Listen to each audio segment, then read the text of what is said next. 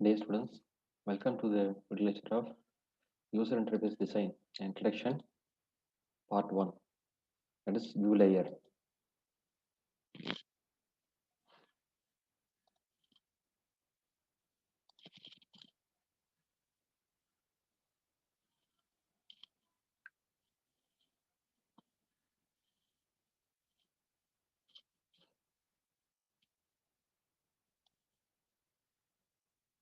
So, we're going to discuss about the view layers. What is a view layer? Where I contain the set of objects which is responsible for the interaction with the user, which is responsible to translate the request of the user into a business layer and as well as the response again back to the user. That is the job of the view layer. It's purely the user interface. Introduction. The goal of the UA design. The main goal of the UA is to display and obtain needed information in an accessible and efficient in an accessible and efficient manner. So it should be easily accessible and should be efficient also. A well-defined user interface as a visual appeal that motivates the user to use your application. So user interface is an icon of your application. If user interface is appealing, user interface is good, the user is attracted to use your application. In addition, it should use the limited screen space efficiency as well as its user limited screen space efficiency. So the system is efficient, but your user interface is complicated. So definitely what happens, the user will skip your system. Even though such a complex system, the complexity should not transfer to the user interface. So user interface should be very simple and easy to accessible by the user. So that is the art of the user interface design. GUI, graphical user interface, use icon to represent the objects. It uses the icon to represent the objects. A pointing device, mouse, to select the operations and a graphic imaginary to represent the relationship. A pointing device to select the operation, graphic imaginary to represent the relationship. So what is GUI, graphical user interface?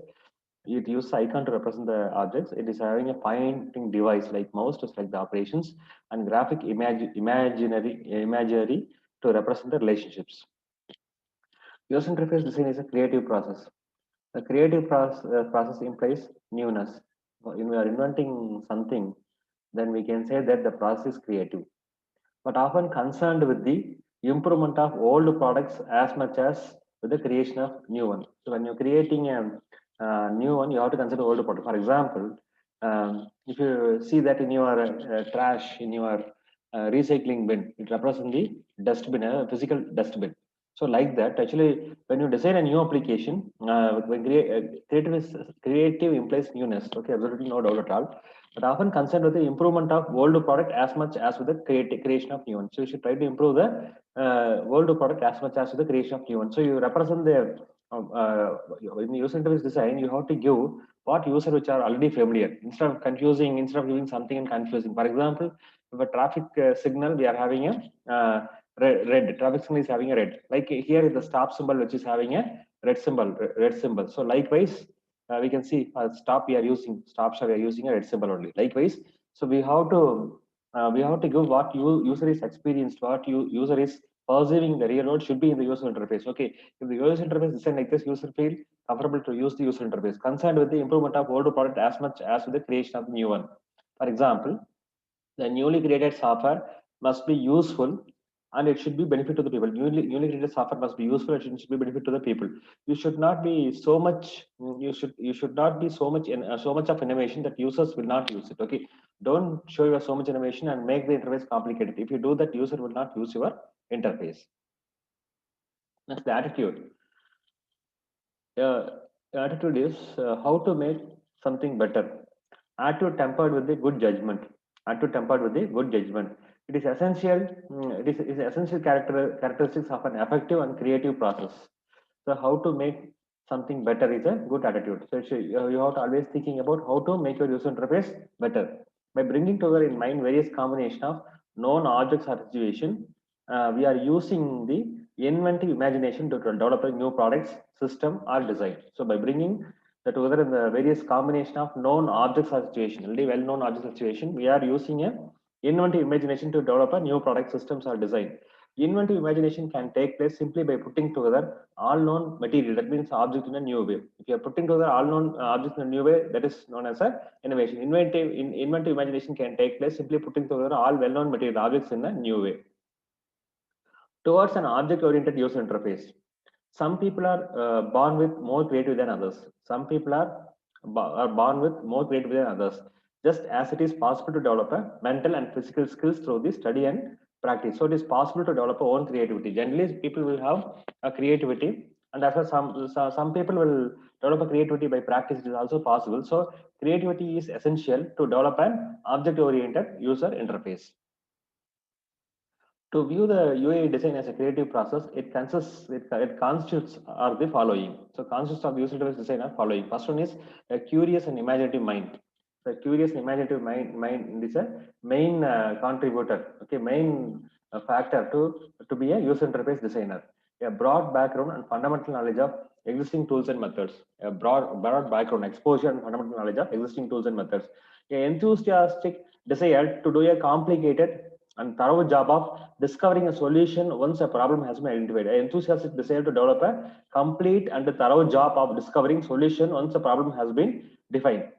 The next one is being able to deal with the uncertainty and ambiguity and to defer the premature closure. So these are the very essential. These are the very essential constitute of the user interface design. So first one is a curious and imaginative mind, a broad background and fundamental knowledge of existing tools and methods, and enthusiastic desire to complete and thorough job of discovering solution once problem has been defined, being able to deal with the uncertainty and ambiguity, and to defer premature closure. So these are the four important constituents of UI design. Okay, as a creative process, a user must be the observant of any software they're using. The following question should be asked. The user has to ask the following question: how or from what objects or components the user interface is made? How and from what objects or components the user interface is made? So how the user interface was designed. Second one is how much satisfied the user are with the user interface. How much satisfied the user are with the user interface. The next one is why it is designed using particular control. Why it is designed using particular control. Why and how it was developed as it was and how much it cost. Why and how it was developed as it was and how much it cost. How, so these are the four questions to be asked. If you get a satisfactory answer, then your user interface is good. How or from what objects or components the UA is made. How satisfied the user are with the UA, why it is designed using a particular control, why and how it was developed as it was, and how much it costs. So these four questions should be answered.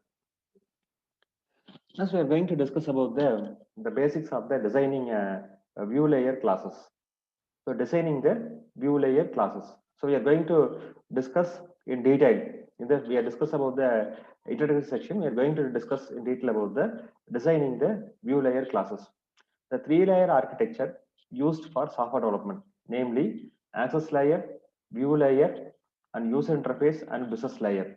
The difference between the view layer and other layers are the separation of a view layer from the business and the access layer is that when you design of a UI objects, you have to think more explicitly about the distinction between the objects that are useful to the users. So the distinction between the view layer other layers, as for example, if you are having a view layer, you are having a user interface layer, you are having a business layer, all are well and good. But what is the difference between the UA layer and as well as the business view layer and as well as business and access layer? The main difference is when you design UA objects, you have to think more explicitly about the distinction between the objects that are useful to the user. Yeah, distinguished characteristics or view layer objects or interface objects is that they are only exposed objects of an application with which the user can interact. So they are the exposed of an application. They are only projected, okay, and outside the application they only shown to the real world. Okay, exposed object of application with the user can interact. View layer classes are interface objects or objects that represent the set of operation in the business. That user must perform to complete their task. Ideally, in a way that they find natural, easy, and remember and useful. Any object that have direct contact with the outside world are visible in the user interface. Next, the view layer design. The view layer The view layer objects are responsible for the major aspects of the application, not to major aspects of the application, responsible for the two major aspects of the application. The view layer objects are responsible for two major aspects of the application. First one is input, responding to the user interaction. Second is output, displaying and printing the business objects. First, input and responding to the user interaction. The user interface must be designed to translate the action by the user, such as clicking on a button or selecting from a menu, into appropriate response. So input response to this interaction means the user action should be converted into appropriate response. The response to, may be open or close author interface, or to send a message down to a business layer to start some business process. Okay, it can be anything. Okay, it may be an open or close on another interface. Okay, just opening or closing, or it can send a message to the business layer to make some calculation.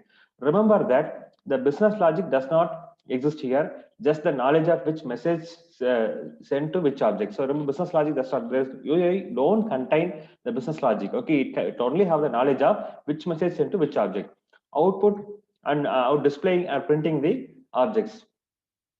Actually, this layer must paint best picture possible of business objects for the user. They give a best picture of the business object to the user.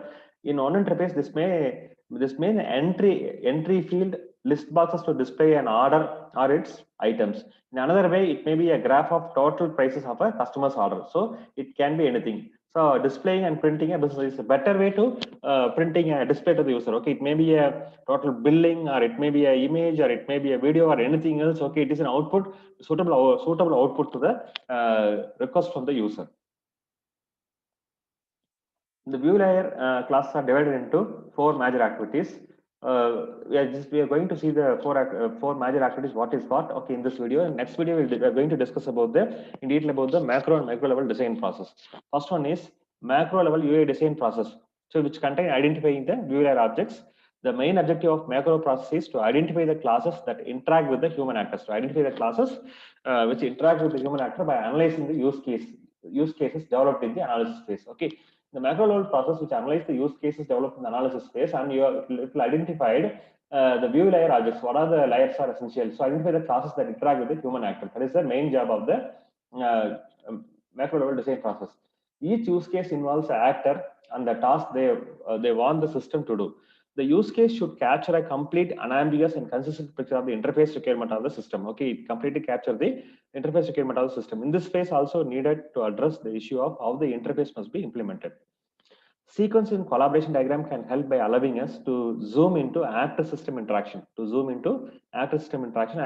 the interface classes that interact with the human actor, thus assisting us in identifying and gathering the requirements for the view layer objects and the design. So the micro level activities which contain the following activities: design the view layer objects by applying the design axioms and corollaries. Okay, so micro level process, we are applying the design axioms which are we studied in the design object oriented design by and we have designed the view layer objects by applying the design axioms and corollaries. In designing the view layer objects, decide how to use and extend the components to support the application specific function and provide the most usable interface. Second one is prototyping the view layer interface. After defining a design protocol, prepare a prototype of some of the basic aspects of the design. Prototype is particularly useful in early design process. So first one is design the view layer objects by applying the design axioms and corollaries. Second, prototyping the view layer interface. The third one is usability and user satisfaction test. You have to conduct a user satisfaction test. Okay, you have to check the level of satisfaction of the user. We must test the application to make sure it meets the audience requirement. To ensure the user satisfaction, we must measure the user satisfaction and its usability along with the way as the UI design takes form. Usability experts agree that usability evaluation should be a part of development process rather than post-mortem or forensic activity. User evaluation should be a part of the development process. Okay, it should be done right from the requirement analysis, not in the end of the activity. It is not a post-mortem or forensic activity. Many system developers still fails to pay adequate attention to the usability, focusing primarily on the functionality. Okay, they are not giving proper attention to usability. It is wrong. Adoption of usability in later stages of a life cycle will not produce sufficient improvement over the quality. If you adopt the usability in the later stage of development life cycle, it will not produce the quality. You have to adopt it from the beginning. Refining and iterating the design. Okay, this process will get iterated. So these are the four steps. First one is macro level UI design process, macro level and micro level UI. Two processes are there: micro level, macro level. Macro level responsible for identifying the UI objects. Macro level responsible for core activities: designing the ViewLayer objects, prototyping the interface, test the usability and user satisfaction, refining and iterate the design. Okay, so we are going to discuss about the micro level and macro level user interface design in detail in the forthcoming video session. Okay, that's it for this class. Thanks for watching the video.